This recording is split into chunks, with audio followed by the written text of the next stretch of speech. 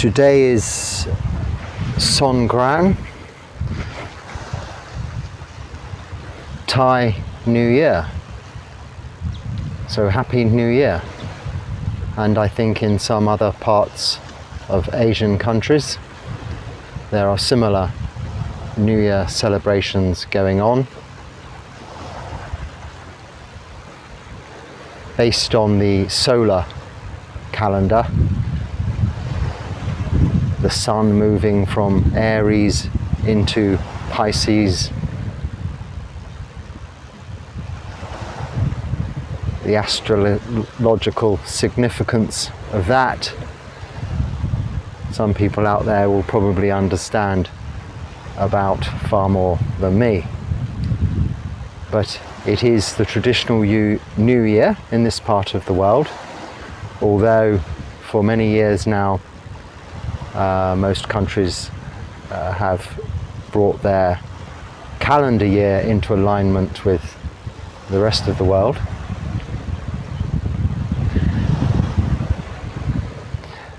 And it's a day spread over 4 days here in Thailand. It's the longest national holiday. I think it was 3 days originally, and they extended it by 1 day so that people can travel. In the olden days, people lived in villages and didn't travel so much around the country. But now, in this modern age, people usually have to travel quite some distance to see families and relatives for such occasions. And it begins on the 13th, so I guess because it's usually on the 13th, it isn't completely exactly in alignment with the stars and the suns and the moons. I'm not sure. But it begins on the 13th and includes that day, 14th, 15th and 16th.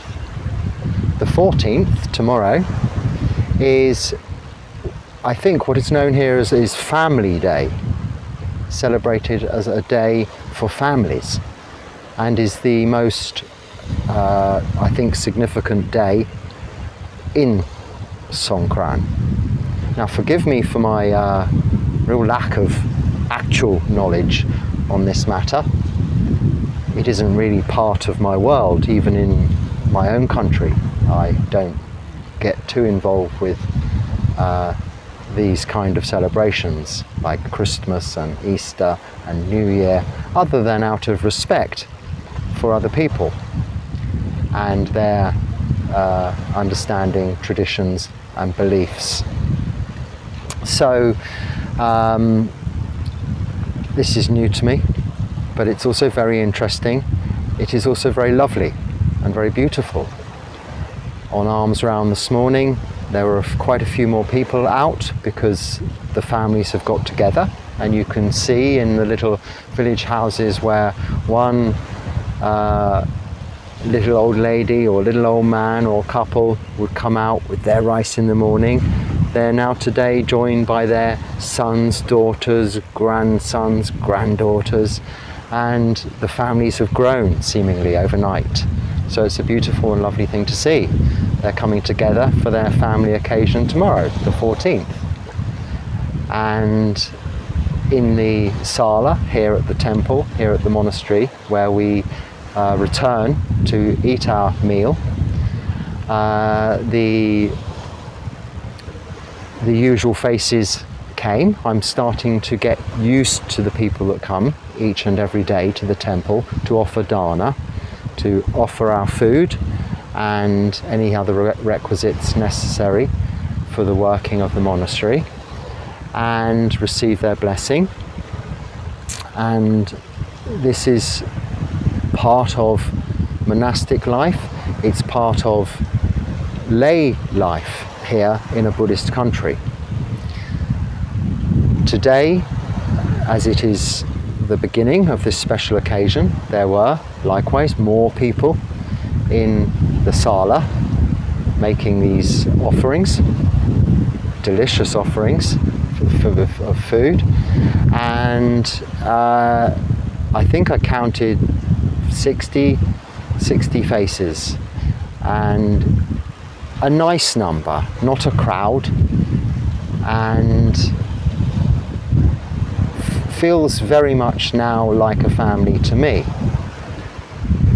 As far as the Sangha, the monks here at the monastery goes, there is the most senior in Vasa monk and the abbot, very close, more than 10 years in the robes, ajahns, and another monk who has joined us,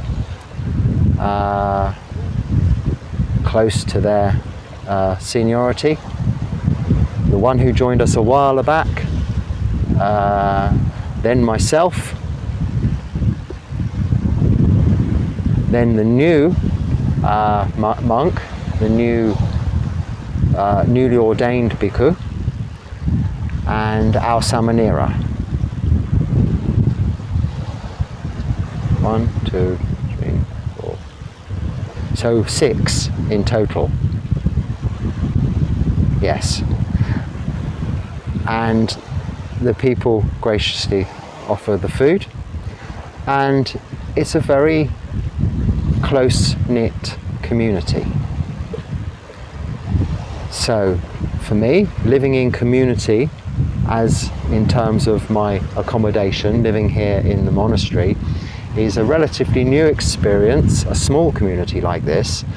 I've lived in communities at larger monasteries, and my main monastery in India, which, as you probably may already know, is a very large number of monks, and another monastery here in Thailand, not far away, where I've stayed quite regularly, where there are a lot of monks.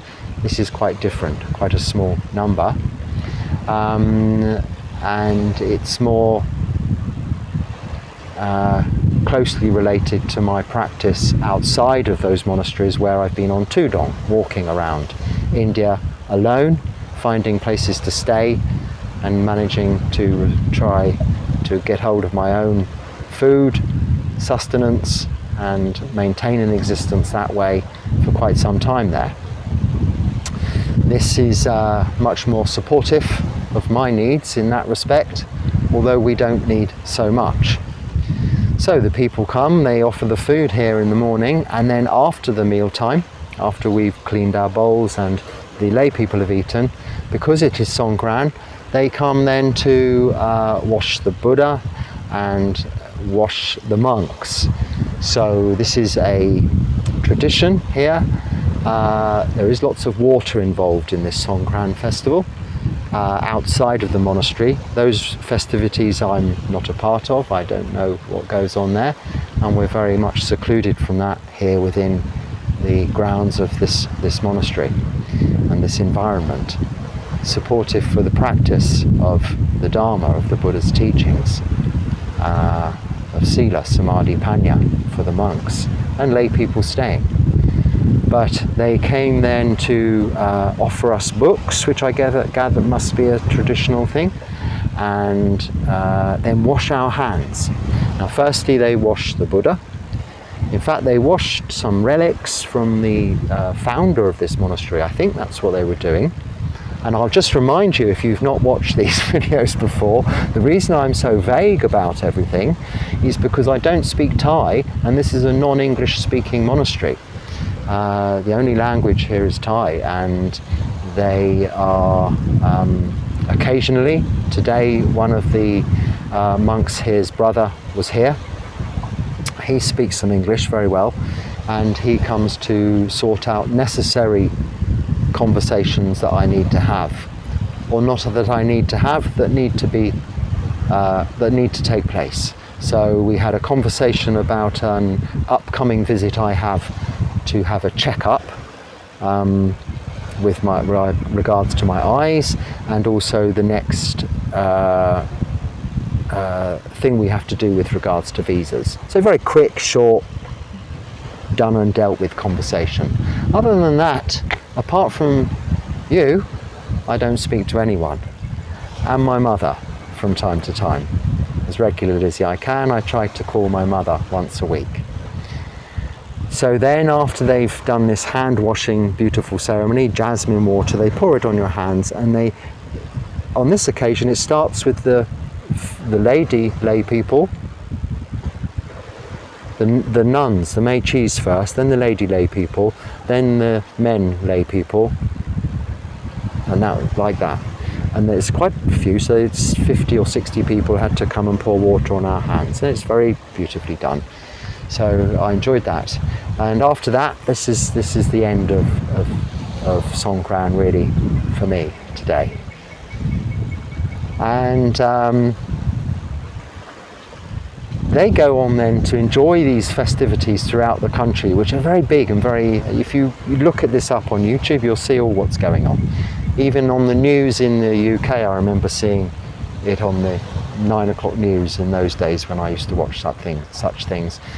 All of the celebrations with water cannons and throwing of water and flowers and this and that goings on. I can see out of the corner of my eye to my left someone coming along, so we may have a visitor joining us just shortly, just to let you know. And then they go on to their festivities. And it reminded me of one of the reasons why we as monks, monastics, monks and nuns, and people staying in the monastery that are supported by the lay people, only eat once a day. They keep the 8 precepts, monks keep many more, and we don't eat after noon, after 12 o'clock.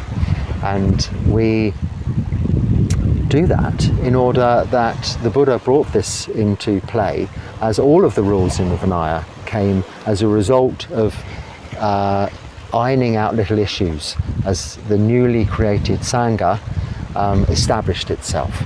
And one of them was that if monks roaming around all day, every day, collecting food, it would keep the lay people quite busy throughout the day. So in order that they can provide the monastics with their requisites, their necessary items to survive for another 24 hours, he restricted our going out on alms round to after dawn and before noon. And this way we eat before midday. In the case of this monastery, that is normally we're eating our meal at around 8 o'clock. By the time we've been to collect our food and we've returned to the monastery and we've got ready and we've sat and we begin to eat. And this means then the lay people are then free and undisturbed and able then to get about their daily duties for their own families and their work duties, and in the holiday time like this to carry on with their usual festivities. So we are not affecting the lives too much of other people, and that is really a lot of the part of being part of the Sangha. We're there to support the spiritual needs of the lay people, and they support our physical needs, and it is a harmonious interaction, and it has its parameters set within periods of the day. I've just come from the temple, where here at this temple quite early we have what is called Tamwat, which is the evening puja or chanting, and that is at 4 o'clock here in this temple, 4 o'clock in the afternoon, which I rather like because it's a good time of day. It's just light to walk up there through the forest and when we return, and it is also leaves this time of day, the evening, the late afternoon, free for us to sit and meditate. I like to come and sit here on the beach sometimes, and it's a nice schedule. That is the only other time we really interact with the lay people. So as you can see, we're separate, but we're together in a very organized and routine form. And that is really what it's all about, this form.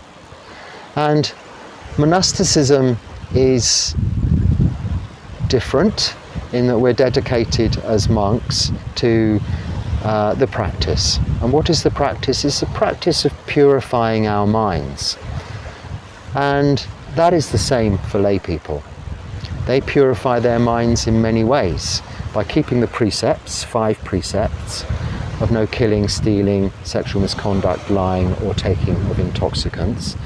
And then various, in different traditions and in different countries, various different ways of practicing, sharing, and showing devotion. This is what we would call perhaps devotional practice. Not so much rites and rituals, although sometimes from an external point of view, observing, it could be seen as that, but it isn't really praying so much, asking for the help of a higher power, but reminding ourselves in the chanting, when the lay people are chanting, when the monks are chanting, of the teachings of the Buddha about this purification of our minds. A pure mind results in pure speech and actions, whereas an impure mind results in impure speech and actions. And it is the purification of body, speech and mind that is our ultimate goal in this practice, to develop wholesome mind states and reduce unwholesome mind states. This is the only way towards contentment, towards peace, serenity. This is how we establish a calm mind and a relaxed physical being continuously, not when we're just sitting in meditation, but throughout our day. And that seems quite basic, quite simple, and it is. Now you can take the teachings of the Buddha to very many degrees higher in terms of the level of practice, the level of devotion, however far you want to go with the study of its history, of the scriptures, of the language. It's all there for the taking, for the enjoyment, and for the development of the mind. Because of course there's nothing wrong with learning, although this is an experiential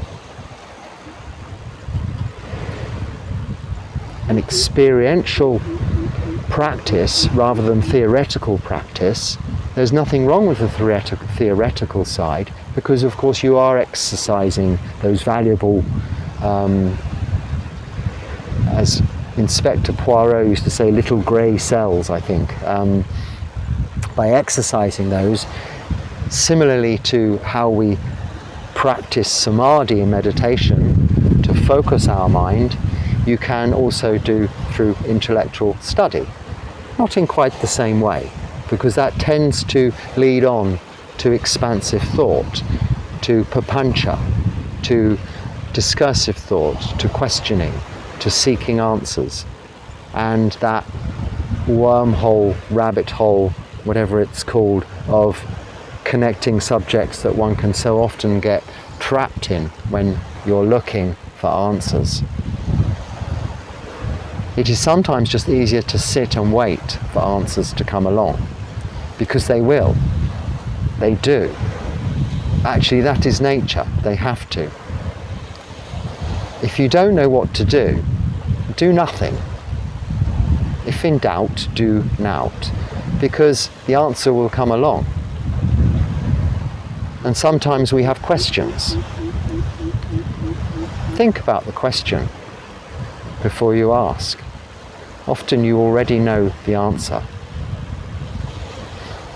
We cannot really formulate a question without a basis of understanding that is already there. It is already there to provide the answer. We're seeking help in order to have the keys to access that knowledge. But within this body, from the tip of our head to the bottom of our feet, or the tips of our toes, are all of the answers in this physical body, in the way that physical feelings arise, stay for a while and pass away. Most of them resulting from our mental emotions, which similarly arise, stay for a while and pass away. And this understanding is what we develop through bhavana, or mental development or meditation, including both samadhi and vipassana kind of meditation. We develop this wisdom, panya. So we keep our precepts, we practice meditation, and we develop wisdom. It is a simple practice. Or you can take it into much higher levels and study Abhidharma. Learn all of the suttas in all of the scriptures. It's up to you. And it's Family Day. I wanted to talk just a little bit about families. In fact, I wanted to talk quite a lot about families, but I've already spoken too much and I won't run out of time. The time of the video will get too long, and I don't want to bore you. So, on families and on friends and families. Sometimes when we discover something like this on the internet, through YouTube, or we read about something in a book, and this goes back forever, this isn't a newfound thing, this isn't a new human experience, but we discover something wonderful, something marvelous. Maybe you've discovered Christianity for the first time, or one of the Islamic faiths, or you've discovered the Tao, or you have just discovered a new recipe to use at your next barbecue. You want to share it. You want to tell the world about it. You have this learning enthusiasm. And the Buddha recognized this also in his Sangha, in his monastics, as they were developing this understanding, this learning of the Four Noble Truths and the Noble Eightfold Path. They would get very enthusiastic, very excited, and want to share the Dharma. And of course, in that time in India, and now even in all countries, there are many religions out there proselytizing, evangelical religions. These religions that, and there's nothing wrong with this, I'm not criticizing this is just stating facts, like to profess the virtues of their faith. And this is part of their devotion, and sharing why they are so devoted in what it is, from the teachings of Jesus to the barbecue sauce recipe. It doesn't matter, you want to share it, it's something that works. And if people see something that works, they want a piece of it too. But the Buddha recognized this. He recognized that firstly we must be quite secluded in our forest for our practice to work. So we're a little restricted as to when we can go out. We should not really enter the town after midday. We've got our food in the morning, and we're then ready to just spend our time in solitude. The lay people will come at certain times, as I've just been talking about in the day, when they can ask all manner of questions with regards to the Dharma. And often a Dharma talk will be given. Most often, in fact, every day, after the food is put in our bowl and your mouth is watering because, of course, you haven't eaten for 24 hours, the Ajahn will talk. He will begin a desana, a Dharma talk. Not like this informal talk I'm doing now, although it is much the same as this. It's quite relaxed. And he will talk for this length of time, 40 minutes or so in Thai, and my mouth's watering and I know what's in my bowl. We cover it up with this little cloth we have so as the flies and things don't go in. Although it's quite fly-free, our sala with fans. It's very nice, quite cool too. Well, cool for here in hot season. And we sit, and I'm thinking about, this is hunger, this is wanting food that I can't have yet until the Dharma Desana is finished. And I practice patient endurance. Once again, developing the ability to purify unwholesome mind states and replace them with wholesome mind states of gratitude for the people who've provided this food, and my gratitude for the Ajahn, who is now giving in exchange for that the gift of the Dharma, which they have formally requested. And this is the point I wanted to make. The Buddha then brought in another rule as a result of his Sangha, his disciples, getting so excited about the Dharma, that we must not proselytize, we must not evangelicize. Let's not worry about it, you know what I mean. Get on a soapbox and talk about the Dharma unless we are asked to do so. Directly, you haven't asked me to be talking about this, and that is why I don't call it a Dharma talk, I call it me talking. But you have asked me many questions through your very kind emails and comments that I'm receiving daily, and I'm answering these questions. In all of these talks, I'm trying to answer the questions that hopefully I've responded to directly, but also to share those responses with as many other people as I possibly can. But you do have the option to turn off. So this is there for you. It's not in your face. And this was very important to the Buddha, that his Sangha were not pushing the Dharma. It isn't a religion we sell. And it reminds me of, I was in business before I was a monk, and when I first began in the world of business, I had a teacher, much like when I first began, and now in Buddhism I have a teacher.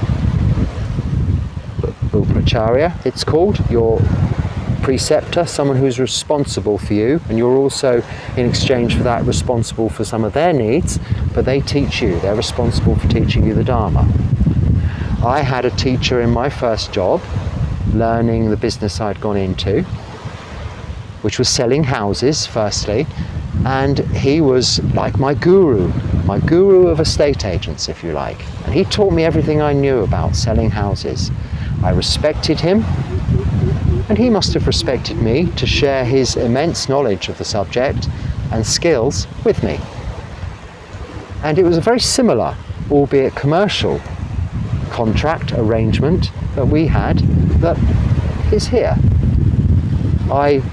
In exchange for his help, his teaching, I created business for his business, sold houses for him. But I learnt, he taught me that all business is about people. Because of course without people there is no business. And this was my first lesson, which I kept deep within my soul then, heart, mind, citta, inside, as something to always know, that it's all about people and meeting people. I may have taken it a little bit too far. I was always out and about socialising, meeting people. But I learned very quickly, with my enthusiasm for my newfound career, that you soon put people off if you tried to get them to come to you with their business. So I tried something out, and I didn't know about Buddhism back then. What I tried out was not to do that. Just to do what I had, the business I had, the little bit of work that I had, to do it extremely well. Put 100% of my efforts into the few clients I had. through the connections I'd made in the business. My friends and family, I left out of it. Whether they came to me later or not, or whether they didn't, it didn't matter. It was the principle. If I got good at selling houses, and I got quite good at selling houses, people would see that, and they would also want that too. They would want you to come and sell their house for them. So they came to me, and I got quite good at that job. Then, after some 10 years of that, I found people needed to have money to buy houses, so I moved into a different area of arranging mortgages for people, finance for people to buy these houses. I was doing both jobs. And again, I thought, well, I won't tell people about this. I'll keep it as my secret. Because if I do it well, the people will want to share. They will want to come and ask me to arrange for them to get the money to buy their next house. And that is what happened. I moved from that into investing money rather than people borrowing money, as I had been now in both industries getting on for 15 years. It was time to use what I'd learnt, my experience, to help a more maturing client base, which had grown naturally, not through proselytizing or evangelically, but by sitting back and doing my job as well as I could do it. And to a large extent with a lot of sila, a lot of moral virtue. Even back then, in those heady days of the 80s with lots of and the 90s with lots of business and you know, whatever. So people would come and a few people would come and want to invest some money. And I had to have a change of career and re-educate myself or be re-educated and learn how to invest people's money with institutions. So I started to do that. And then this business began to grow. I was working for myself for most of this time, and well, all of this time, apart from when I was first changing careers, when I would work for a company where I had a teacher. It was generally a professional requirement of the industry you were in to do that. Similarly to monastic life, you start off with a teacher in a monastery. And it isn't until you've been a monk for 5 years you can officially really go out on your own. And even then, you need to keep in close touch with your monastery for your own assistance. So I got into the investment world, investing people's money. And I watched where I was investing the money. And I watched the people doing that.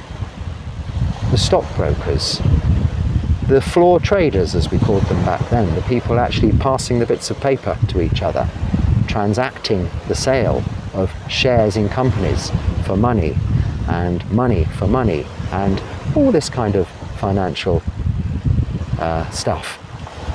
And that interested me. I thought, well, you know, rather than investing other people's money, I could probably have a much easier life and take the people side out of the business, because I'd become very people orientated and was getting to a stage in my life whereby I wanted a little bit more time to myself. I had family.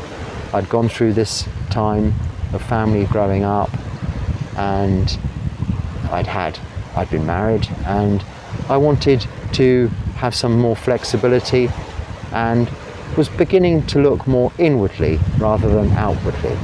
It was probably the seed, the beginnings of this monastic interest or this Buddhist interest, even though I had no idea at that time. And I began to think, well, watch these investors, learn and take a little bit of my own money and practice this investment of my own. So that was my next career step.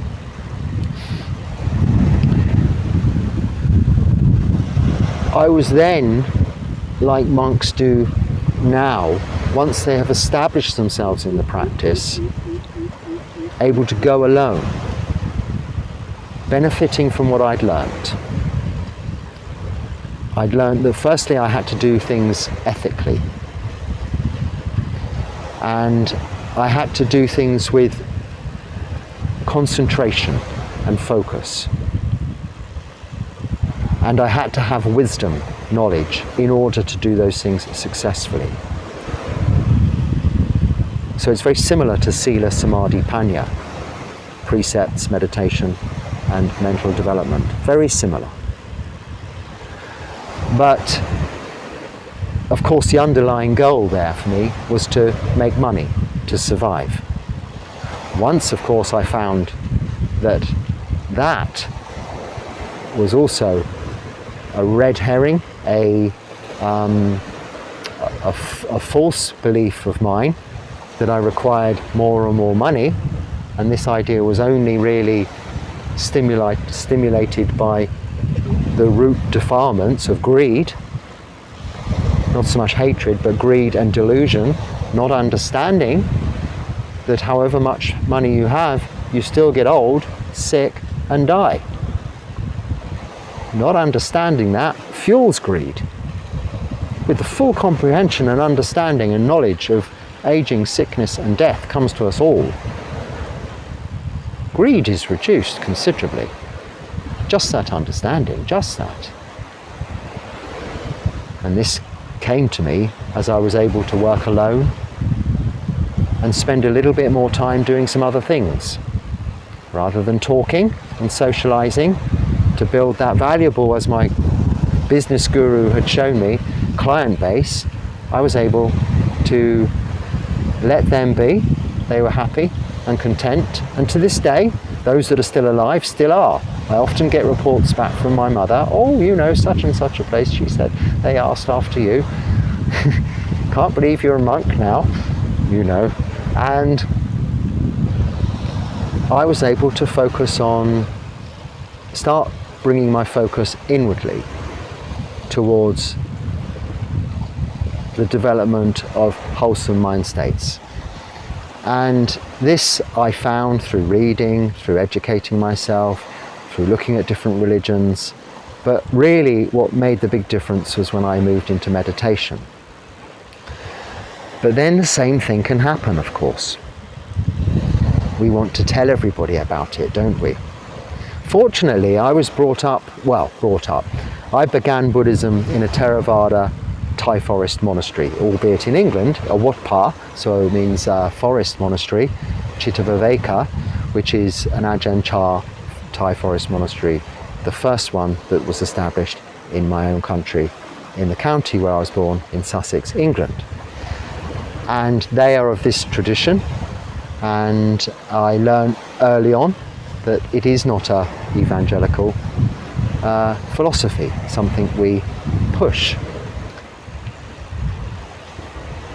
And felt it was something I should keep a little bit to myself and not go out there selling. After all, why would you? It's about developing your own practice. We get enthusiastic when we find out how wonderful meditation is. We get enthusiastic when we find out how wonderful the Buddha's teachings are. And that is why the Buddha put these rules in place, not to push the teaching in that kind of enthusiastic way. It's getting dark, so I think I've been talking too long. I'll try and wind up. It's nice here in the breeze, you see. And like the results in the practice itself, if you keep sila and you sit in meditation, the results will come along. You will reap the benefits without trying. What promoted me to want to talk about friends and families was I often used to get, especially in India, questions about my family don't like me coming to the monastery, my family don't like me doing Buddhism, doing meditation, often is the reference. This is not just India, but specifically there because it's not a Buddhist country, but it's a very family-orientated country. Here is a very family-orientated country, but it is a Buddhist country. So you see the difference. A Christian country is not so closely, they're family orientated, but in a different way to Asian countries. If you've ever lived in Asian countries, you'll understand. And in a mainly Hindu country, which is very devotional, very faithful to its religion, when someone goes a little bit out on a limb and wants to get involved in Buddhism, it can be regarded as a little bit of a difficult situation in a family environment. And what I used to say to people who ask me, what do I do? Do nothing. You just carry on with your practice quietly, and if you need to go along with the pujas, with the Hindu practices, after all they're not much different, go along with them. It's harmless, you've been doing it all these years. As long as it's all within sila, and it always is, most religions are the same in terms of moral virtue, then do so.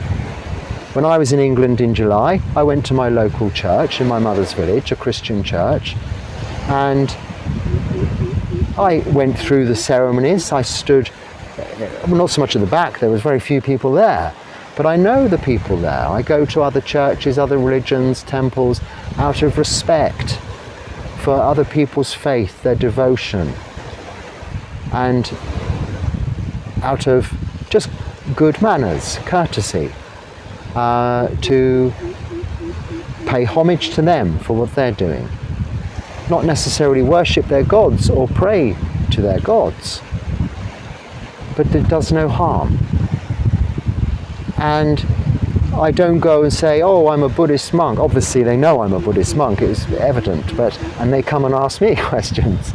But I don't even then preach the Dharma. We must not preach. If they ask a question, I'll answer a question. But people do ask questions. And eventually, more and more also now even, but eventually people who see the results of the practice, which is someone who has changed, who's become content, someone who's become happy, someone who's fully enjoying the life they have. It's a short life. So when you see someone really enjoying that life, not in a materialistic way, but in a very simple way, in a way that's making them so happy, when you see that, you want a bit of it, don't you? I did. When I first met monks in the monastery in England, I felt that way. I want this. I want to be happy like them with nothing. One meal. How can they be happy? What did the Buddha say? Try it. You'll see for yourself. So I tried it. At first it was difficult. But, you know, it got a grip. Then I came to Thailand and I really saw it here. Even if you only begin your monastic career here in Thailand, it is, I'm not downplaying it in any other country, but it is the most supportive place, especially for someone of maturing years like myself, an old bloke. I'm saying maturing years to be polite to myself. I don't need to be polite to myself. I know I'm old. Otherwise I wouldn't have to go to the eye hospital next week. That's an old person thing. Of course I'm old. I'm 55, 56 this year. My best friend is 56 today, so happy birthday to you, best friend. You know who you are. And I'm pretty sure he's not watching this. He'll be on his yacht drinking champagne in the Mediterranean. That's his preference. He's happy in his own way, and I'm happy in my own way. We must all be happy in our own way. I really should wrap this up. If I think of anything else to add to this, short talk, which is no longer short. It started off meaning to be short. I'll make a note of it and include it in the next talk. If there's anything you found useful in this, then please use it. If not, then don't. And I will end it there. Happy Songkran, Happy New Year, and good night.